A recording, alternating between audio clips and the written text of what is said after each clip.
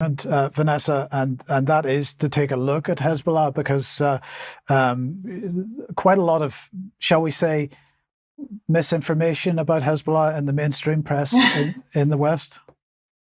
Well, yeah, because I mean, the mainstream media, as I'll demonstrate, is simply channeling the Israeli line on Hezbollah. And I know Charles has received a question in the past related to Hezbollah, so I just thought, it's a good moment perhaps to give a little bit of an explainer. And of course, if people want to ask more questions, they can join extra. So first of all, let's just play a video message from Netanyahu to the Lebanese people. I have a message for the people of Lebanon. Israel's war is not with you. It's with Hizballah. For too long, Hizballah has been using you as human shields. It placed rockets in your living rooms and missiles in your garage. Those rockets and missiles are aimed directly at our cities, directly at our citizens. To defend our people against Hizballah strikes, we must take out those weapons. Now, starting this morning, the IDF has warned you to get out of harm's way. I urge you, take this warning seriously. Don't let Hizballah endanger your lives and the lives of your loved ones. Don't let Hizballah endanger Lebanon. Please, get out of harm's way now. Once our operation is finished, you can come back safely to your homes. Well, except, of course, the homes will be destroyed. And, of course, there is no mention of the threat of Israel and its allies to the region. So anyway, let's have a look at the BBC, who a couple of days ago put out this article, What is Hezbollah in Lebanon? And will it go to war with Israel?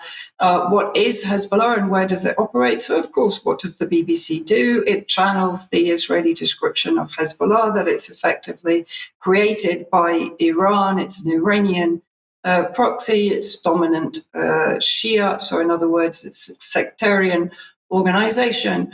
Let's have a look again. I'm taking much of this information from Western think tanks, so I'm not looking at let's say, Hezbollah-aligned or sympathetic media in many cases.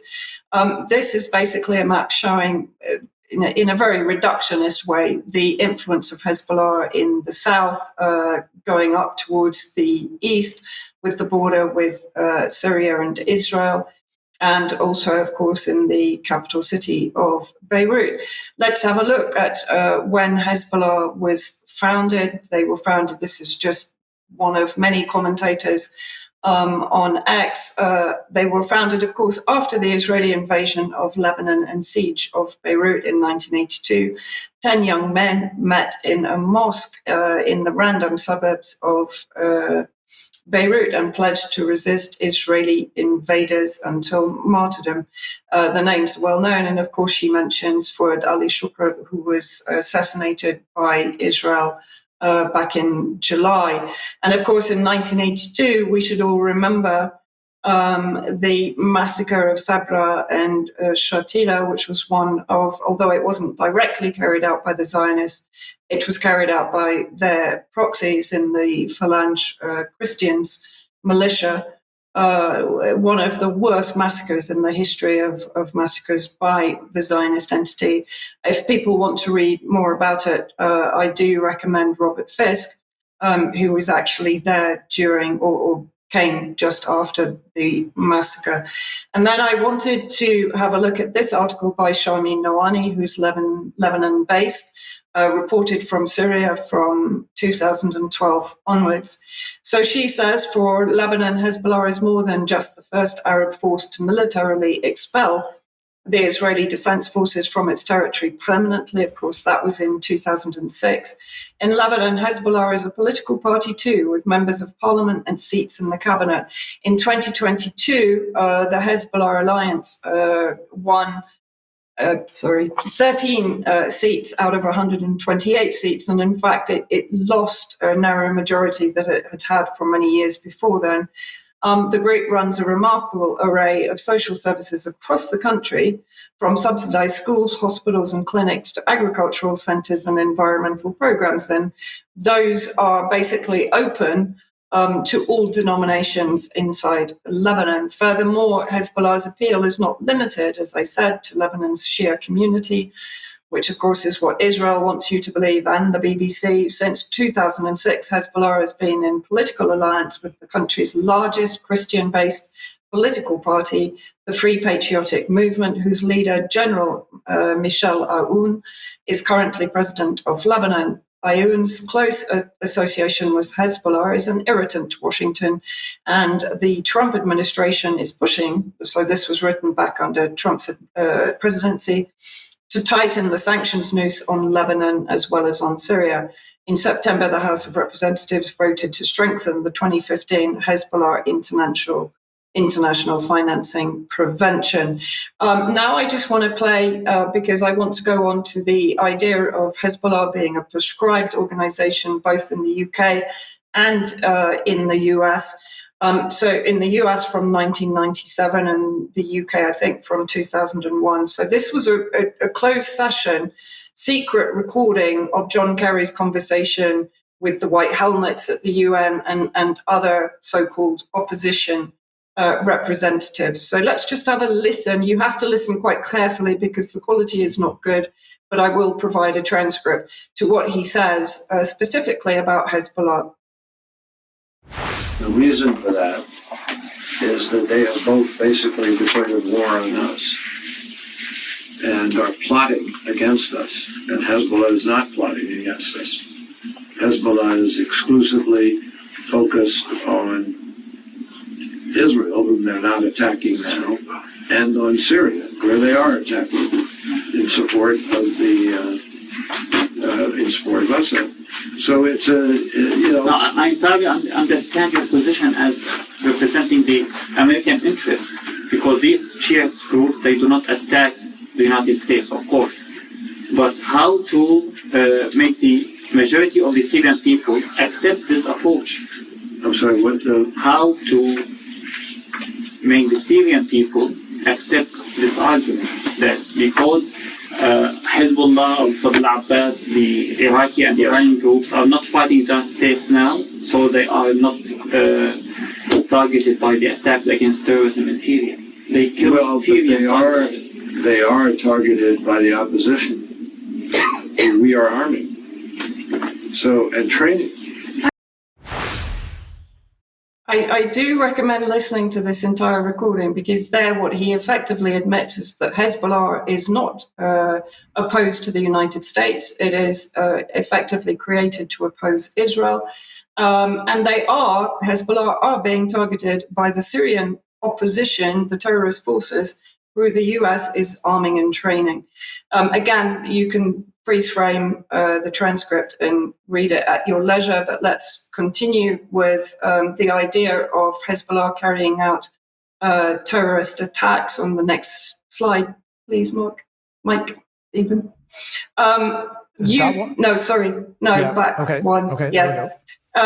So you asked me, Mike, yesterday about whether Hezbollah has carried out terrorist attacks against the US or the UK or the EU. Charmaine does actually cover this, and as she actually says, the evidence of this is extremely slim and is peppered with more use of qualifying terms, allegedly, reportedly, assessments, linkages, than any objective journalist can comfortably swallow.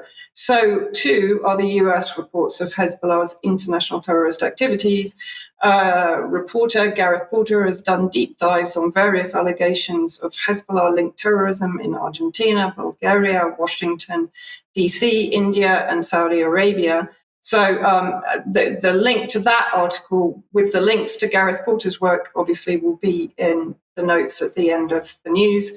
And again, coming back to this non-sectarian concept, this is in International Business Times. Christian, Sunni and Shia meet Hezbollah's non-denominational military branch defending Lebanon, fighting in Syria. So what do they say about that? The Sunni Muslims are not the only ones to join up with Hezbollah. Christians and non-practicing Shiites who subscribe to Hezbollah's brand of violent resistance can also join the Non-Denominational Brigade. Suraya al-Muqawama is made for non-extremist people, said Sami Ramadan, a Sunni recruiter for the group. So again, very much like the Iraqi resistance factions, they are non-sectarian, they are inclusive of all religious denominations.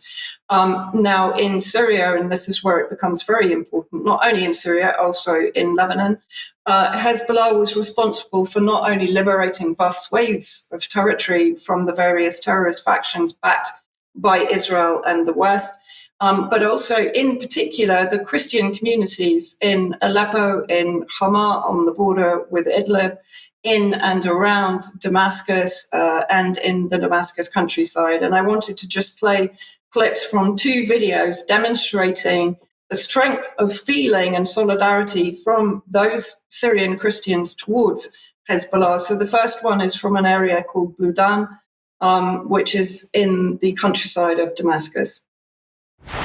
كل نقطة دم بتنزل من هالشهداء من شهداء حزب الله حسرة بتحرقنا، لأنه عم يستشهدوا على أرض مش أرضهم، وبس اللي كان بيجمعهم الوفا، يعني إنه هن كانوا أوفياء إلنا، يعني بيحبونا، يعني في شيء بيجبرهم غير المحبة إلنا، ونحن ما بننكر فضله لبعد الممات، لأنه اللي عملوا حزب الله مع أهل بلودان ومع المنطقة كلها وبسوريا كلها.